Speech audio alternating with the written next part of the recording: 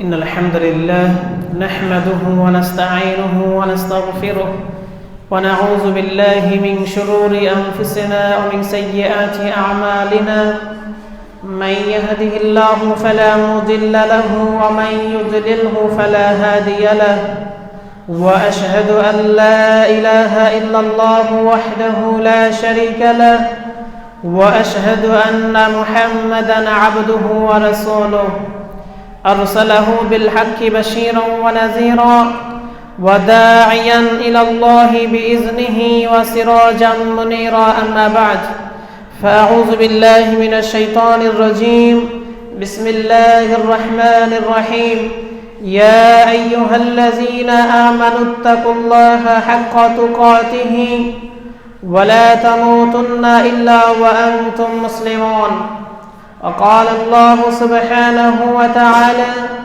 يا أيها الناس اتقوا ربكم الذي خلقكم من نفس واحدة وخلق منها زوجها وبث منهما رجالا كثيرا ونساء واتقوا الله الذي تساءلون به والأرحام إن الله كان عليكم رقيبا وقال رسول الله صلى الله عليه وسلم فإن أصدق الحديث كتاب الله وأحسن الهدي هدي محمد صلى الله عليه وسلم وشر الأمور محدثاتها وكل محدثة بدعة وكل بدعة ضلالة وكل ضلالة في النار أو كما قال عليه الصلاة والسلام আলহামদুলিল্লাহ আল্লাহ সুবহানাহু ওয়া তাআলার দরবারে শুকরিয়া জ্ঞাপন করছি যেই মহান রব্বুল আলামিনের অশেষ মেহেরবানিতে জুমার দিনে জুমার সালাতের জন্য খুতবা শোনার জন্য আগে মসজিদ আসতে পেরেছি এজন্য বলি আলহামদুলিল্লাহ। দুরূদ ও সালাম বর্ষিত হোক মুহাম্মদ সাল্লাল্লাহু আলাইহি ওয়াসাল্লামের প্রতি। আল্লাহুম্মা সাল্লি আলা মুহাম্মদ আল্লাহুম্মা বারিক আলা মুহাম্মদ। সম্মানিত মুসল্লিয়ান ইকরাম, আল্লাহ সুবহানাহু ওয়া তাআলা আমাদেরকে উদ্দেশ্য করে বলেছেন ইয়া আইয়ুহাল্লাযীনা আমানু, হে ঈমানদারগণ, হে যারা ঈমান এনেছো, ইত্তাকুল্লাহ, তোমরা আল্লাহকে ভয় করো, হাক্কা তুকাতিহি, যথাযথ ভয়, যেভাবে ভয় করা উচিত, ওয়ালা তামুতুন্না ইল্লা ওয়া আনতুম মুসলিমুন, আর মুসলিম অবস্থা ছাড়া তোমরা কেউ মৃত্যুবরণ করো না। আল্লাহ সুবহানাহু ওয়া তাআলার কাছে প্রার্থনা করছি মহান রব্বুল আলামিন যেন আমাদেরকে মৃত্যুর আগ পর্যন্ত সঠিক ইসলামের উপরে অটল থাকার তৌফিক দান করেন। সম্মানিত মুসল্লিয়ান ইকরাম, শাবান মাস শুরু হয়ে গিয়েছে, আর মাত্র কয়েক সপ্তাহ বাকি রমাদান।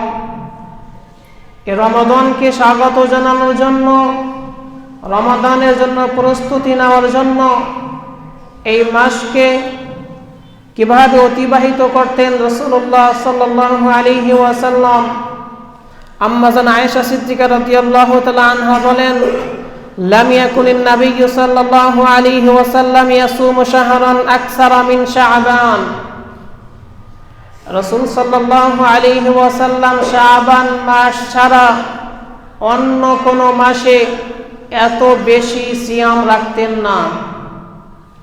রমাদানের পরে সবচেয়ে বেশি সিয়াম রাখতেন শাবান মাসে। যেহেতু সামনে রমাদান, এই রমাদানের প্রস্তুতি হিসেবে অন্যতম প্রস্তুতি হলো বেশি বেশি সিয়াম রাখা। আরেকটি প্রস্তুতি হলো রমাদান মাসে লম্বা কিয়ামুল লাইল আদায় করার জন্য হাফেজে কোরআন, যার যতটুকু মুখস্থ রয়েছে সে ততটুকুই হাফেজে কোরআন। কেউ পরিপূর্ণ হাফেজে কোরআন, কেউ 10টি সূরার হাফেজে কোরআন। প্রত্যেকেই তার হেফজকৃত অংশটুকু সে ইয়াদ করবে, মুখস্থ করবে ভালো করে, যাতে করে রমাদান মাসে লম্বা কিয়ামুল লাইল আদায় করতে পারে।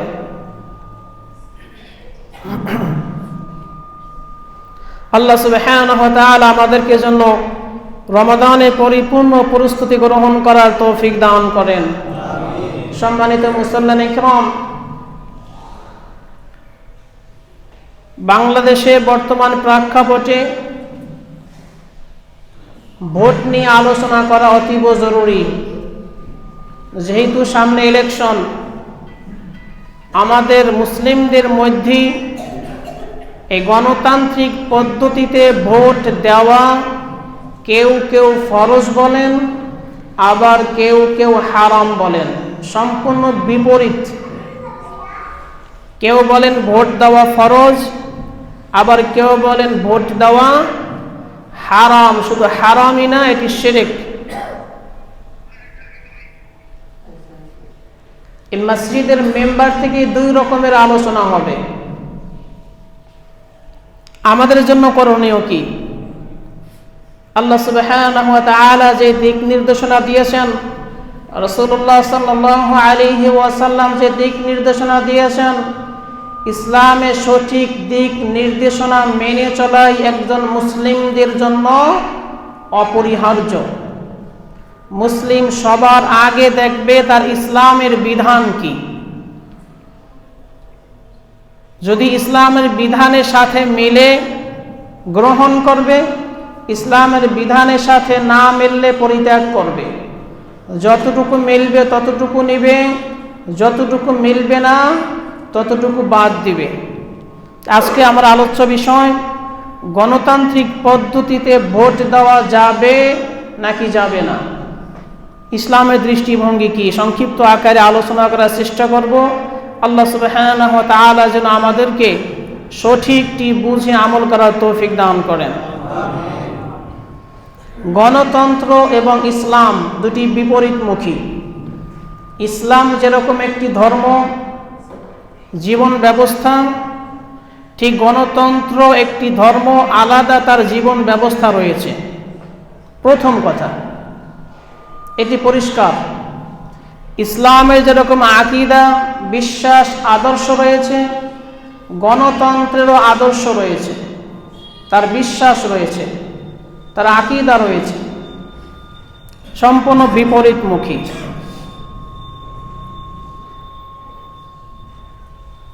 চারটা দিক থেকে সম্পূর্ণ বিপরীতমুখী। পয়েন্টগুলো আপনাদের মুখস্থ রাখতে হবে, মনে রাখতে হবে, নিজে বুঝতে হবে, পরিবারকে বুঝাতে হবে, যাদের সাথে সম্পর্ক রয়েছে, কথা বলা যায়, তাদেরকেও বুঝাতে হবে। এটি আপনার আমার দায়িত্ব। এক নম্বরে সার্বভৌমত্ব। গণতন্ত্রে সার্বভৌমত্বের মালিক জনগণ। সার্বভৌমত্বের মালিক জনগণ। গণতন্ত্রের এক নম্বর তার আদর্শ, তার জীবন ব্যবস্থা, যাকে সভেরেন্টি বলে। আর ইসলাম সার্বভৌমত্বের মালিক আল্লাহ সুবহানাহু ওয়া তাআলা। একচ্ছত্র, একক মালিকানা আল্লাহ সুবহানাহু ওয়া তাআলার। একদিকে ইসলামের সার্বভৌমত্বের মালিক আল্লাহ, আর গণতন্ত্রের সার্বভৌমত্বের মালিক হলো জনগণ। এটি বিপরীত। আল্লাহ সুবহানাহু ওয়া তাআলা সূরা ইউসুফের 40 নম্বর আয়াতে ইরশাদ করেন, ইনিল হুকমু ইল্লা লিল্লাহ। সমস্ত বিধান দেওয়ার অধিকার হলো একমাত্র আল্লাহ সুবহানাহু ওয়া তাআলার। সূরা আরাফের 54 নম্বর আয়াতে আল্লাহ সুবহানাহু ওয়া তাআলা বলেন, আলা লাহুল খালকু ওয়াল আমরু। জেনে রাখো, সৃষ্টি যার, হুকুম চলবে তার। হুকুম কে দেন? যিনি মালিক। মালিক ছাড়া কেউ হুকুম দিতে পারে না। আমরা তাওহীদুর রুবুবিয়্যাতে জেনেছি যে রব হওয়ার জন্য চারটি বৈশিষ্ট্যের দরকার। এক নম্বর হলো খালেক, সৃষ্টিকর্তা। যিনি সৃষ্টি করেন তিনি রব হওয়ার প্রথম বৈশিষ্ট্য অর্জন করলেন। দুই নাম্বার হলো যিনি সৃষ্টি করলেন, সৃষ্টি করে ছেড়ে দিলেই হবে না, সেগুলো নিজের মালিকানায় রাখতে হবে। তিনি হলেন রব। আসমান জমিন কে সৃষ্টি করেছেন? আসমান জমিনের মালিক কে?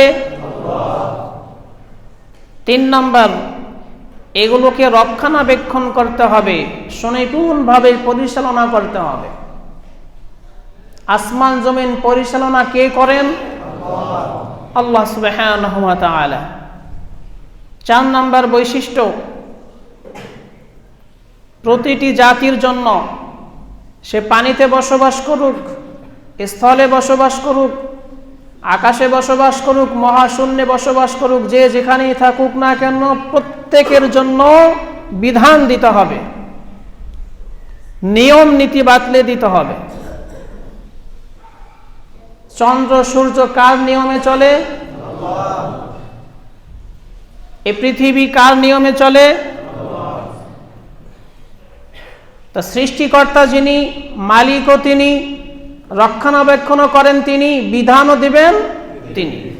হুকুমের সাথে হুকুমত, যিনি মালিক তিনি হুকুম দিবেন।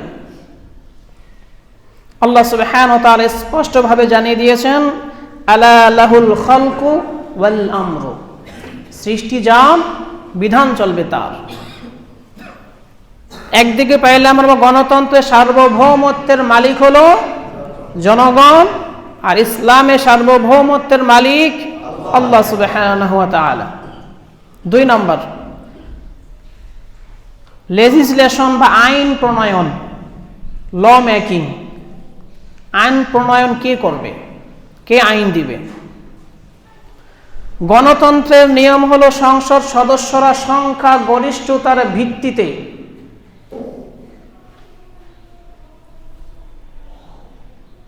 যেই মত দিবে সেই মতটি হলো আইন।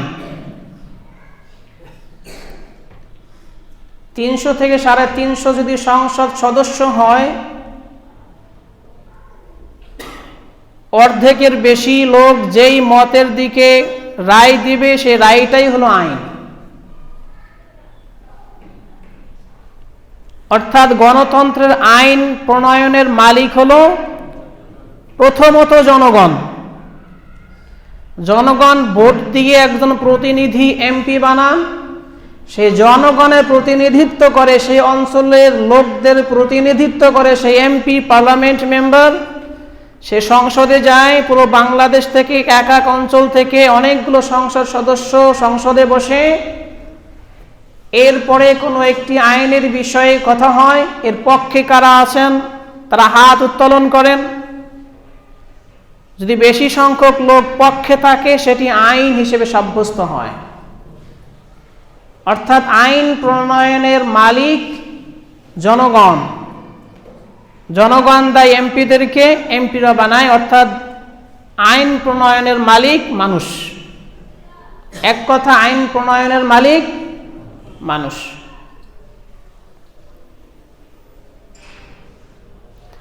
আর আল্লাহ সুবহানাহু ওয়া তাআলা স্পষ্ট কোরআনে জানিয়ে দিয়েছেন, ওয়ামাল্লাম ইয়াহকুম বিমা আনজালাল্লাহ ফাউলাইকা হুমুল কাফিরুন।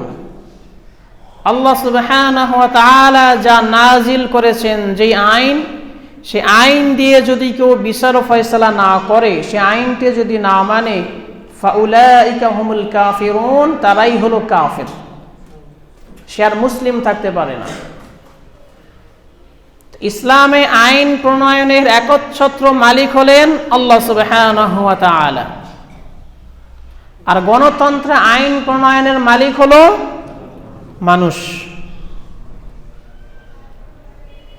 2 নম্বর পার্থক্য। 3 নম্বর পার্থক্য, সংখ্যা গরিষ্ঠতা, মেজরিটি বনাম সত্য অর্থাৎ ট্রুথ। যে কোনটি সত্য গণতান্ত্রিক পদ্ধতিতে এটি বিষয় নয়, বিষয় হলো অধিকাংশ লোক কোনটিকে গ্রহণ করবে, অধিকাংশ লোক কোন জিনিসটাকে ভালো বলছে, গ্রহণ করবে, হালাল বলবে, সেটি হালাল। আর ইসলামে আল্লাহ সুবহানাহু ওয়া তাআলা স্পষ্টভাবে জানিয়ে দিয়েছেন মেজরিটির বিরুদ্ধে, ওয়া ইন তুতি' আকসারা মান ফিল আরদি আপনি যদি জমিনের অধিকাংশ মানুষের মতকে গ্রহণ করেন, ইউদিল্লুকা আন সাবিলিল্লাহ, তারা আপনাকে আল্লাহর রাস্তা থেকে দূরে সরিয়ে ফেলবে, গুমরাহ করে ফেলবে। আল্লাহ তাআলা বলেন, অধিকাংশ লোকের মত যদি আপনি গ্রহণ করেন, আপনাকে সত্য থেকে তারা সরিয়ে ফেলবে। স্পষ্টভাবে আল্লাহ তাআলা জানিয়ে দিয়েছেন। এটা সূরা আনআম আয়াত হলো 116। আল্লাহ তাআলা কোরআনে বিভিন্ন জায়গায় বলে দিয়েছেন, আকসারুহুম ফাসিকুন, তাদের অধিকাংশই হলো ফাসিক। আকসারুহুম লা ইয়ালামুন, তাদের অধিকাংশ মানুষ জানে না। আকসারুহুম লা ইয়াকিলুন, অধিকাংশ লোকের আকল নাই, জ্ঞান নাই। জাহান্নাম আর জান্নাত আল্লাহ সুবহানাহু ওয়া তাআলা সৃষ্টি করেছেন। কিছু লোক জাহান্নামে যাবে, কিছু লোক জান্নাতে যাবে। জাহান্নামে বেশি লোক যাবে নাকি জান্নাতে বেশি লোক যাবে? একদম মোটা দাগে কথা হলো, জাহান্নামে বেশি মানুষ যাবে, আর জান্নাতে পৃথিবীতে যত মানুষ আছে, ভালো মানুষ বেশি না খারাপ মানুষ বেশি? এটাই স্বাভাবিক। আল্লাহ সুবহানাহু ওয়া তাআলা বলেছেন, আপনি যদি অধিকাংশের মতকে মেনে নেন, আপনাকে তারা গোমরাহ করে ছাড়বে। আর গণতন্ত্র হলো অধিকাংশ মানুষ তারা যেই বিষয়টিকে সত্য আইন বলে সাব্যস্ত করবে, সেটি হলো আইন, সেটিই সত্য, তার বাইরে কোনো কিছু সত্য নেই। ইসলাম বনাম গণতন্ত্র বিপরীতমুখী।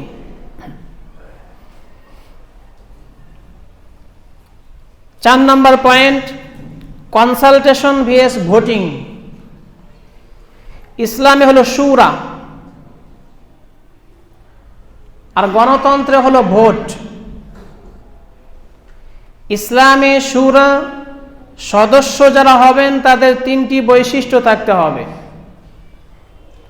একদিক হলো মুত্তাকি হতে হবে, ন্যায়বান হতে হবে, ইলম থাকতে হবে। যারা শুরা সদস্য হবেন, যারা পরামর্শ দেওয়ার মতো যোগ্যতা রাখেন, তাদের বৈশিষ্ট্য কয়টি থাকবে?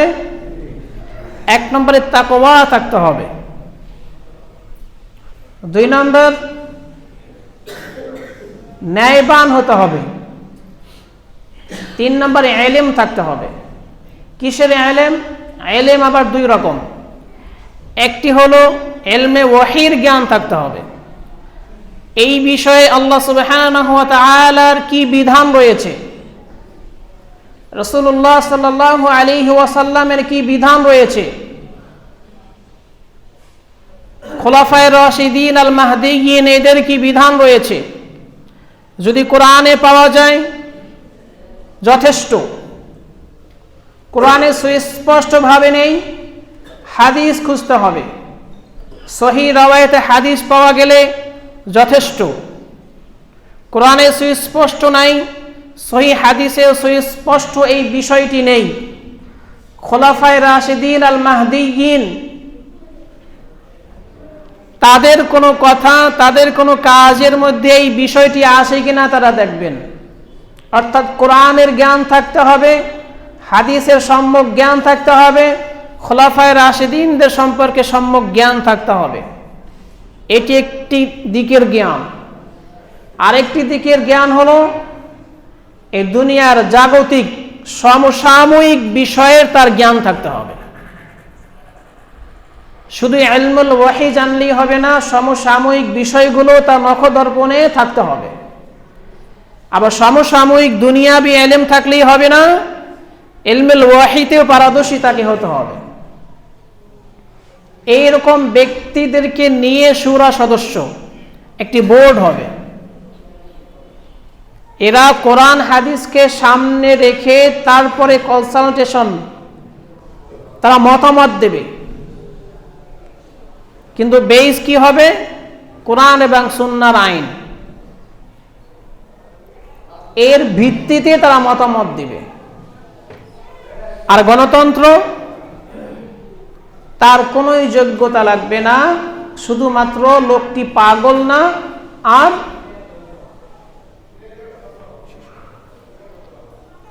প্রাপ্তবয়স্ক, দুটি শর্ত, পাগল না আরেকটা হলো প্রাপ্তবয়স্ক। তার যোগ্যতা কি আছে কি নাই এটি দেখার বিষয় নয়।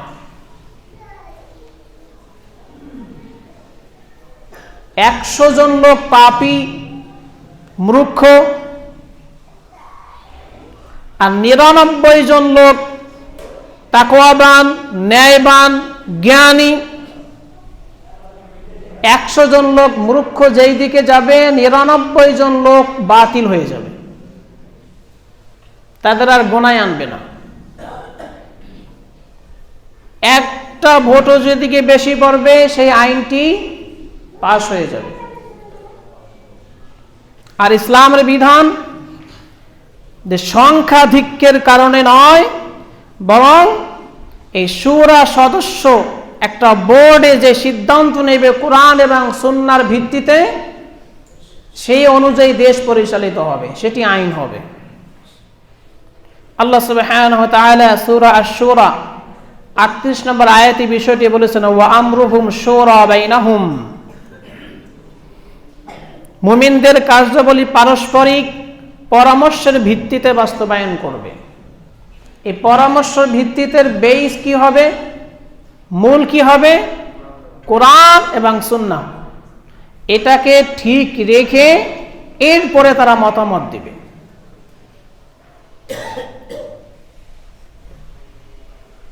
এই চারটি দিকে ইসলাম বনাম গণতন্ত্রের সুস্পষ্টভাবেই পার্থক্য রয়েছে। অন্যান্য অনেক বিষয় আছে, মোটা দাগে চারটি বিষয়। সেটি কি? একদিকে পাশ্চাত্য গণতন্ত্রে হলো সর্বোচ্চ সত্তা, সর্বোচ্চ ক্ষমতা জনগণ, আর ইসলাম সার্বভৌমত্বের মালিক আল্লাহ সুবহানাহু ওয়া তাআলা। গণতন্ত্র আইনের উৎস মানুষের বুদ্ধি ও ইচ্ছা, মানুষের বুদ্ধি ও ইচ্ছা অনুযায়ী আইন করবে। আর ইসলামে কোরআন ও সুন্নাহ। গণতন্ত্রের লক্ষ্য উদ্দেশ্য কি? জনগণের চাহিদা পূরণ। জনগণের চাহিদা পূরণ গণতন্ত্রের লক্ষ্য এবং উদ্দেশ্য। মানুষ তার যে চাহিদা আছে, চাহিদা মেটানোটাই হলো গণতন্ত্রের উদ্দেশ্য।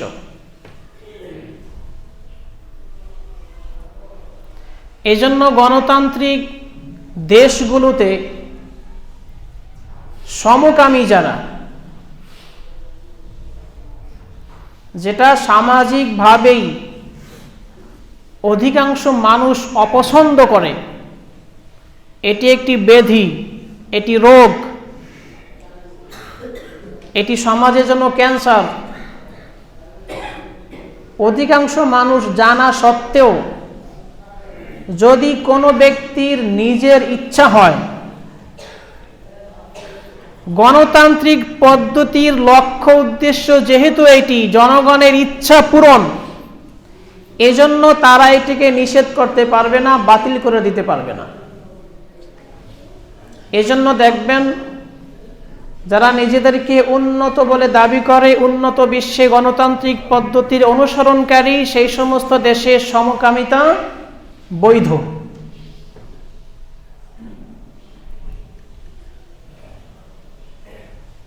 অর্থাৎ উদ্দেশ্যটাই হলো জনগণের ইচ্ছার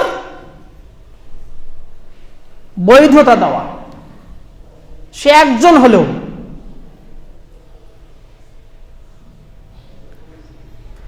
সেটি পুরো জাতিকে ধ্বংস ডেকে আনলেও তার ইচ্ছা হয়েছে, তাকে বৈধতা দিতে হবে।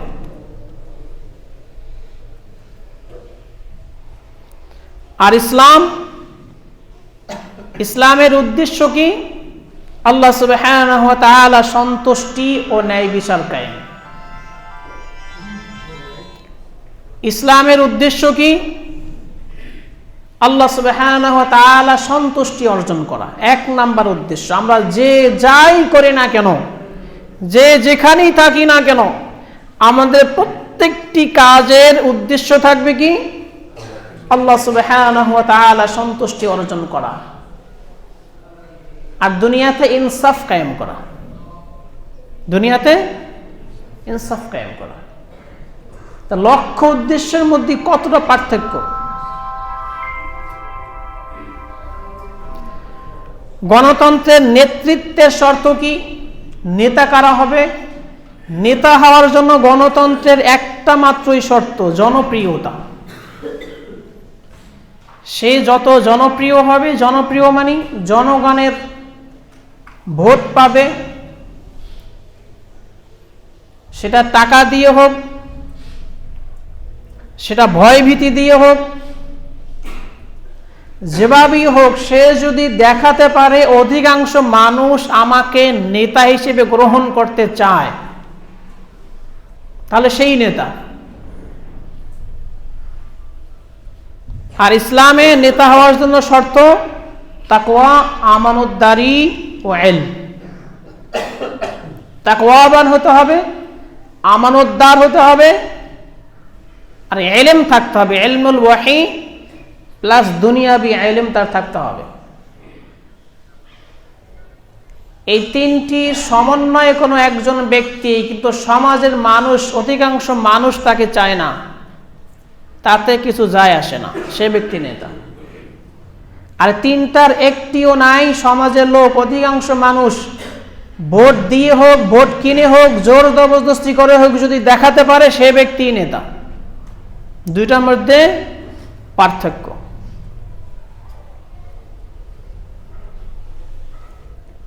কাজী প্রথমত ইসলাম হলো একটি ধর্ম যেটি আল্লাহ সুবহানাহু ওয়া তাআলার কাছে গ্রহণযোগ্য একমাত্র ধর্ম।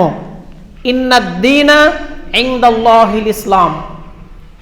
একমাত্র গ্রহণযোগ্য দিন আল্লাহ সুবহানাহু ওয়া তাআলার কাছে ইসলাম। ইসলাম ছাড়া পৃথিবীতে যত তন্ত্র মন্ত্র ধর্ম রয়েছে সব বাতিল। এটি মুসলিমদের আকীদা, বিশ্বাস। এটা কোরআন সুন্নাহর স্পষ্ট নির্দেশনা।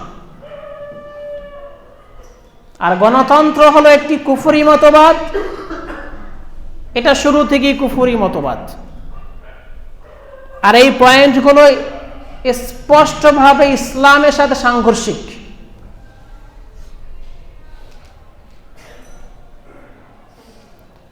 বর্তমান প্রেক্ষাপটে আমাদের করণীয় কি?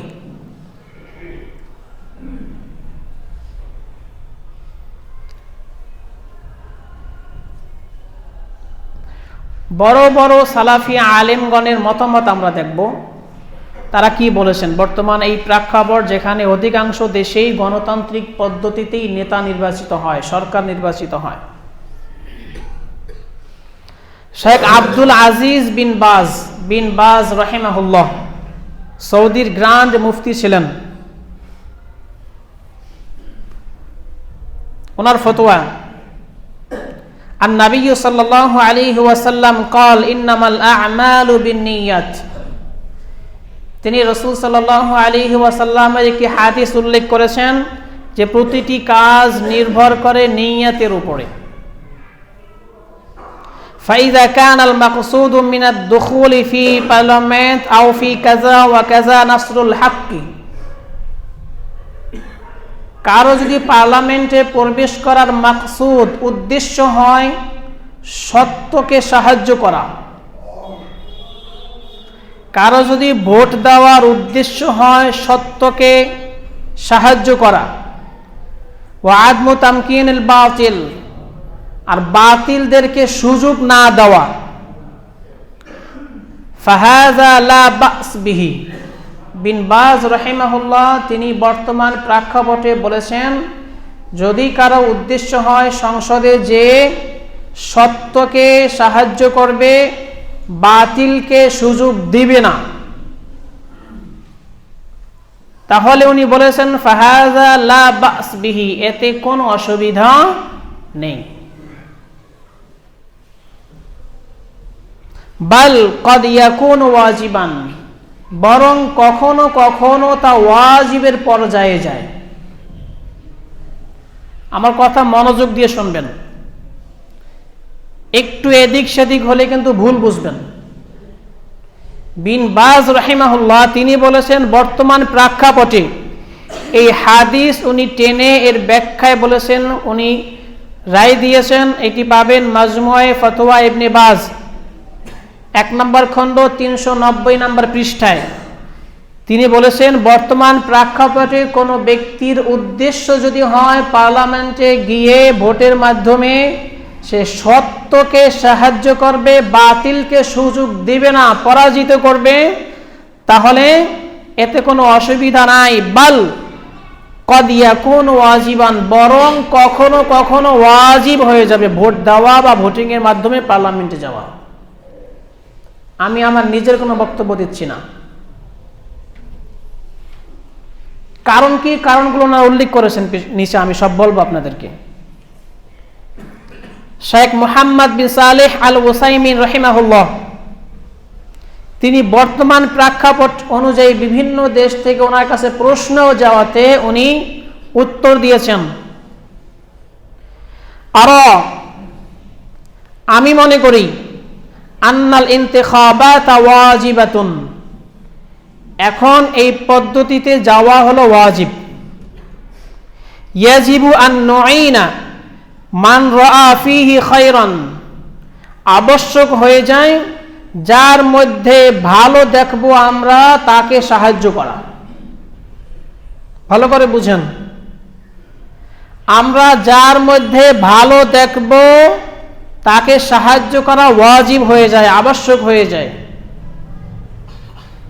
লিআন্নানা, কেননা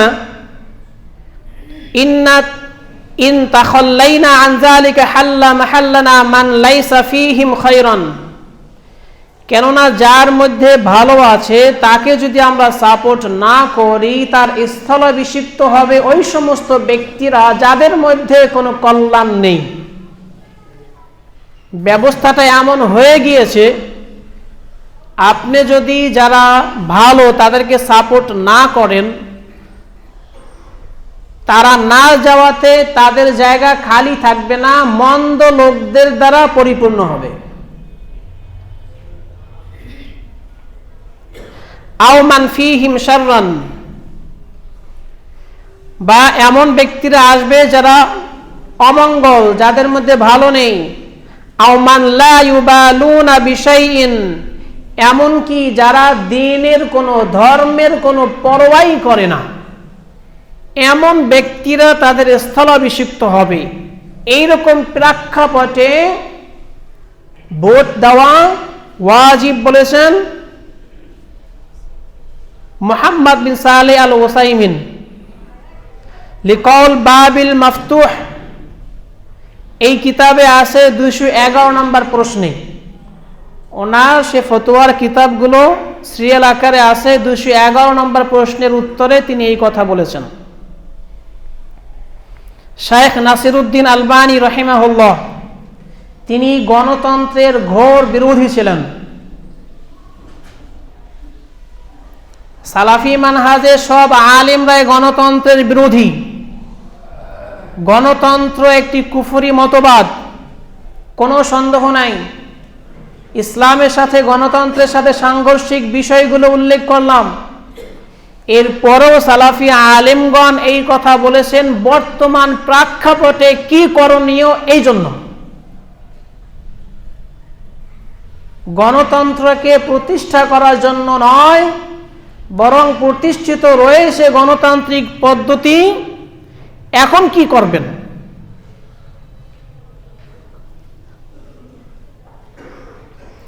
শেখ নাসিরউদ্দিন আলবানী রাহিমাহুল্লাহ তিনি গণতন্ত্রের ঘোর বিরোধী।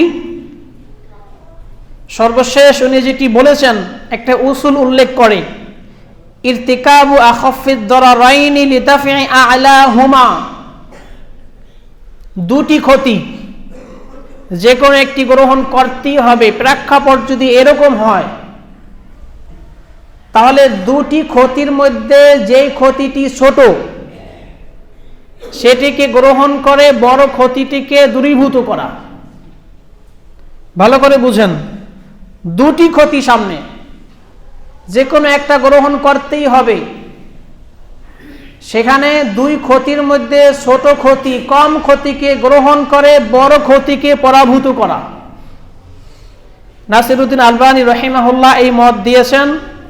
তো গণতান্ত্রিক পদ্ধতিতে যেই দেশে সরকার নির্বাচিত হয় সেখানে গণতন্ত্র মানা ক্ষতি, গণতন্ত্র না মেনে আপনি বসে থাকবেন সেটাও আপনার জন্য ক্ষতি। কেন? আপনি ভোট না দিলেও এমন ব্যক্তিরা সমাজের নেতা হবে যারা দ্বীনের জন্য ক্ষতিকর, যারা জুলুম করবে, যারা আপনার জন্য ক্ষতিকর, দ্বীন ধর্মের জন্য ক্ষতিকর। সেই জায়গায় বলেছেন ছোট ক্ষতিকে গ্রহণ করে বড় ক্ষতিকে পরাভূত করার জন্য ভোট দেওয়া যাবে।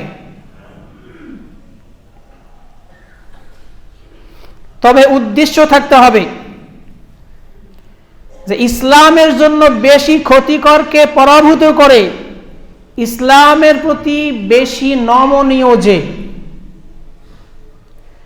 মুসলিম উম্মার ক্ষতি করবে যারা, তাদেরকে পরাভূত করে যারা কম ক্ষতি করবে, ওরাও ক্ষতি করবে এরাও ক্ষতি করবে, কিন্তু দুই ব্যক্তির মধ্যে যে কম ক্ষতি করবে সে ব্যক্তিকে বেছে নেওয়া।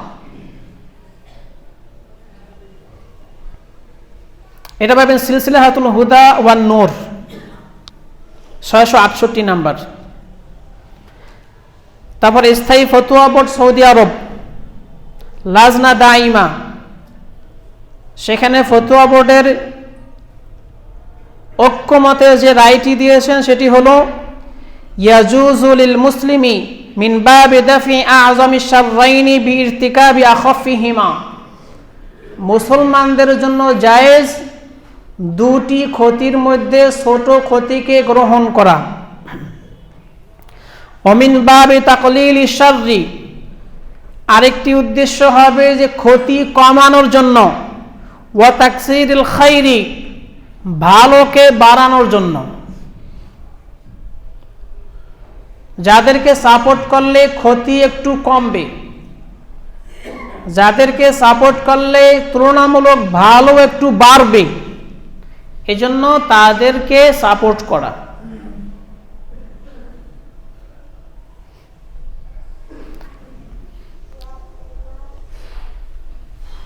শেখ মুকবিল বিন হাদি আল ওয়াইদ তিনিও এদিকে ইঙ্গিত করেছেন। লম্বা হয়ে যাচ্ছে, কিন্তু এই সালাফি আলেমগণ যে মতামত দিয়েছেন, শর্ত দিয়েছেন তিনটি, যে তিনটি শর্ত পূরণ করলে ভোট দেওয়া জায়েজ হবে, কখনো ওয়াজিব হয়ে যাবে।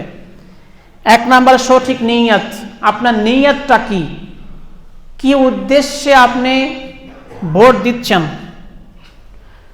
গণতন্ত্রকে আদর্শ হিসেবে গ্রহণ করা নয়, গণতন্ত্রকে আদর্শ হিসেবে বা স্থায়ীভাবে গ্রহণ করা নয়,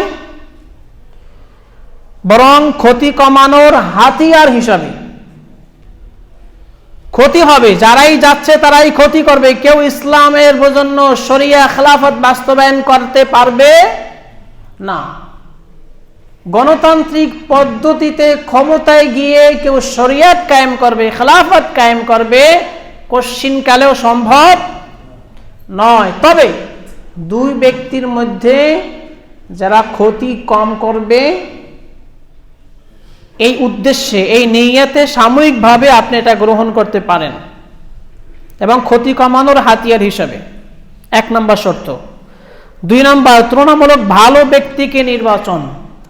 তুলনামূলক দুইজনই খারাপ, ইসলাম পরিপূর্ণ কায়েম করতে কেউই পারবে না, তুলনামূলক দুইজনের মধ্যে ভালো ব্যক্তিকে নির্বাচন।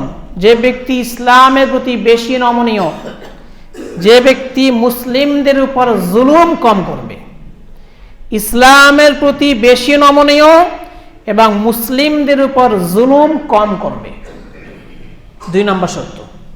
তিন নম্বর, বৃহত্তর স্বার্থ, মুসলিম উম্মার জান মাল ও ইজ্জতের হেফাজতের জন্য।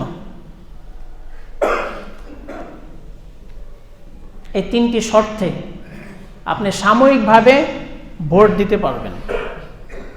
এই সালাফি আলেমরা মতামত দিয়েছেন এই তিনটি শর্ত সাপেক্ষে।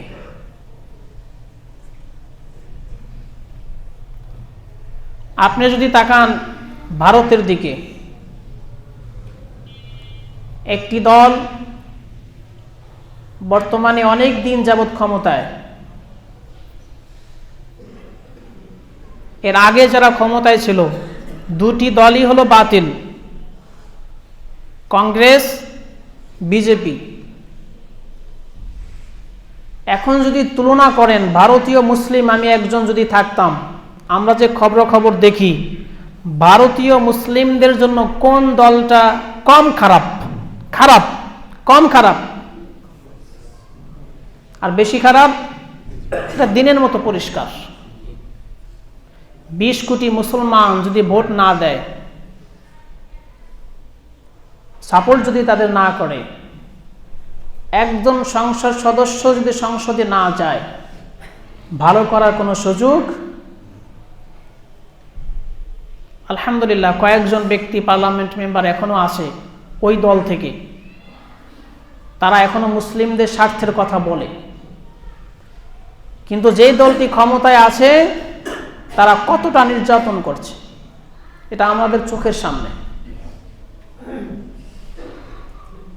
ইউরোপে, আমেরিকায়, অস্ট্রেলিয়ায় ঘোর ডানপন্থী যারা, তাদের স্লোগানই হলো আমরা ক্ষমতায় গেলে হিজাবকে নিষিদ্ধ করব, আমরা ক্ষমতায় গেলে ইসলামিক টেরোরিস্ট নাম দিয়ে মুসলমানদের উপর নির্যাতন করবে, এরকম ঘোষণা যারা দেয়। বিপরীতে অন্য কেউ যদি বলে যে না, যার যার অধিকার রক্ষা করার জন্য, যে হিজাব পরবে এটি তার ইচ্ছা, যে ইসলাম ধর্ম পালন করবে এটি তার ইচ্ছা, সে করতে পারবে, পূর্ণ অধিকার আমরা দেব। এই দুই দলের মধ্যে আপনি যদি তুলনামূলক কম খারাপকে সাপোর্ট না করেন, আপনি বেশি জুলুমের শিকার হবেন। আমেরিকায়, অস্ট্রেলিয়ায় তাই হচ্ছে।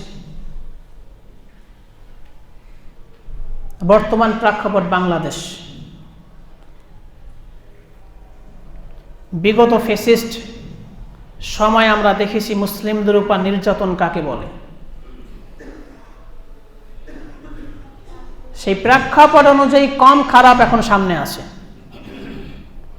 এই কম খারাপের মধ্যেও কয়েকটি দল, এর মধ্যেও আপনাকে এই যে আলোচনা করলাম এর ভিত্তিতে একমাত্র আল্লাহ সুবহানাহু ওয়া তাআলাকে সাক্ষী রেখে উদ্দেশ্য হবে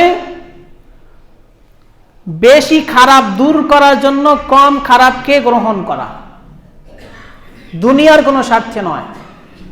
আমার দিন, ধর্ম, আমার মান, ইজ্জত, আবরু হেফাজতের জন্য যাদেরকে মনে করব এরা কম খারাপ, তাদেরকে সাপোর্ট দেওয়াটা বলেছেন কখনো কখনো ওয়াজিবের পর্যায়ে চলে যায়। আপনি যদি চুপ থাকেন, আপনি খারাপদেরকে সুযোগ করে দিচ্ছেন। ঘরে বসে থাকার সুযোগ নেই। আল্লাহ সুবহানাহু ওয়া তাআলা আমাদেরকে বোঝার, উপলব্ধি করার তৌফিক দান করেন। আমিন। ওয়া আখিরু দাওয়ানা আনিল হামদুলিল্লাহি রাব্বিল আলামিন। আলহামদুলিল্লাহি রাব্বিল আলামিন ওয়াসসালাতু ওয়াসসালামু আলা রাসূলিন নাবিয়্যিল কারীম, আম্মা বা'দ। আউযু বিল্লাহি মিনাশ শাইতানির রাজীম। বিসমিল্লাহির রাহমানির রহিম। ইন্নাল্লাহা ওয়া মালাইকাতাহু ইউসাল্লুনা আলান নাবিয়্য ইয়া আইয়ুহাল্লাযীনা আমানু সাল্লু আলাইহি ওয়া সাল্লিমু তাসলিমা। اللهم صل على محمد وعلى آل محمد كما صليت على إبراهيم وعلى آل إبراهيم إنك حميد مجيد. اللهم بارك على محمد وعلى آل محمد كما باركت على إبراهيم وعلى آل إبراهيم إنك حميد مجيد. সম্মানিত মুসল্লানে কিরাম, যে আলোচনা করলাম গণতন্ত্র হারাম, কুফরি মতবাদ, শিরক, কিন্তু সমসাময়িক প্রেক্ষাপট অনুযায়ী বেশি খারাপকে দূর করার জন্য কম খারাপকে গ্রহণ করা। কিন্তু কেউ যদি আদর্শ হিসেবে গণতন্ত্রকে বিশ্বাস করে নেয়, মেনে নেয়, সে ব্যক্তির ঈমান থাকবে না।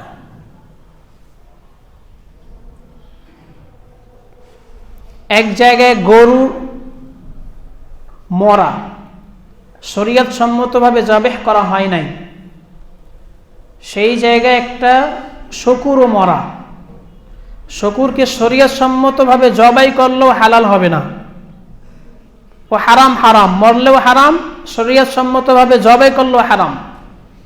আর গরু শরীয়ত সম্মতভাবে জবাই করলে হালাল, কিন্তু শরীয়ত সম্মতভাবে জবাই করা হয় নাই। দুটি সামনে, অন্য কোনো কিছু খেয়ে বেশি থাকার মতো নাই, যে কোনো একটা গ্রহণ করতেই হবে। তখন আপনাকে শকুর গ্রহণ করবেন না গরু গ্রহণ করবেন? বিষয়গুলো এইরকম প্রেক্ষাপট হয়। কিন্তু এই বলতে কি আপনি সারাক্ষণ ওই গরুই খাবেন? এখন আপনি হালাল পন্থায় জবেহ করাটা পেয়েছেন, এখনো কি ওইটাই খাবেন? ওইটা ওই সময়ের জন্য সীমাবদ্ধ, যে বেঁচে থাকার জন্য অন্য কোনো পথ পদ্ধতি নেই। তাই বলতে কি টিপে সন্তুষ্ট থাকবেন?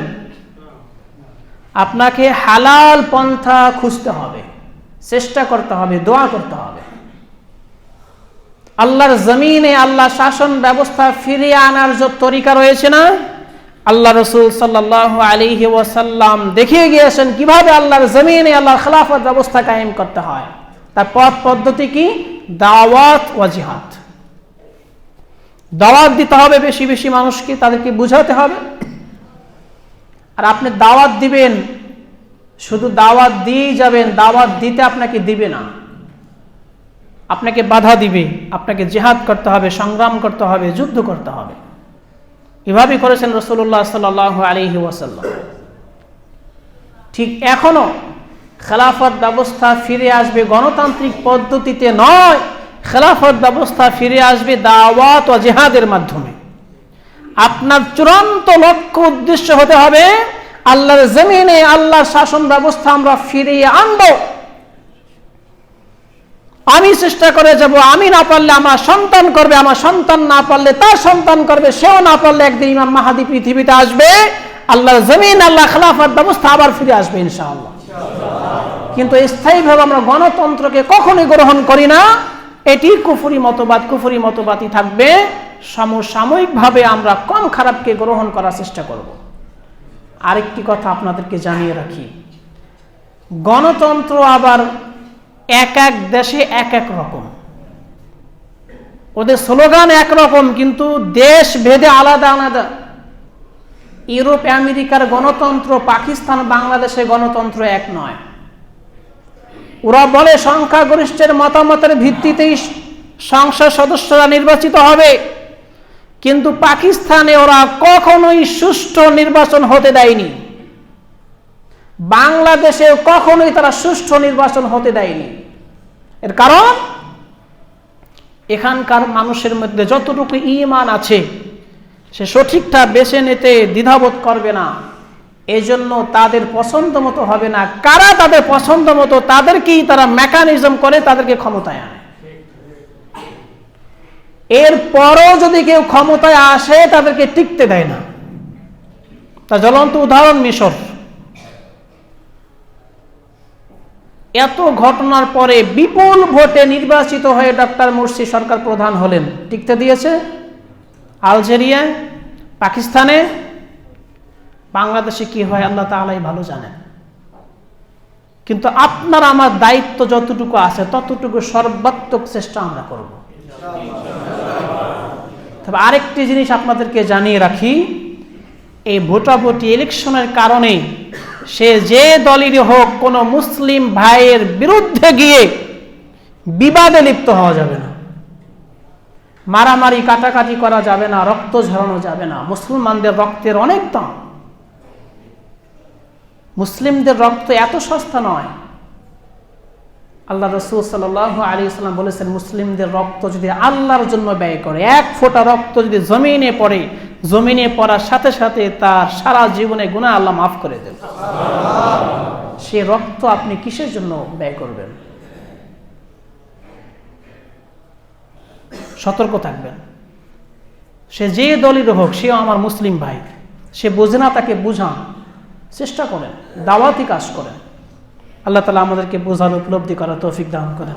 রব্বানা ফাগফির লানা যুনুবানা ওয়া কাফির আন্না সাইয়্যাতিনা ওয়া তাওয়াফানা মাআল আবরার। রব্বানা লা তুযিগ কুলুবানা বা'দা ইয হাদাইতানা ওয়া হাব লানা মিন লাদুনকা রাহমাহ ইন্নাকা আনতাল ওয়াহ্হাব। وقال الله تعالى فاذكروني أذكركم واشكروا لي ولا تكفرون أقيموا الصلاة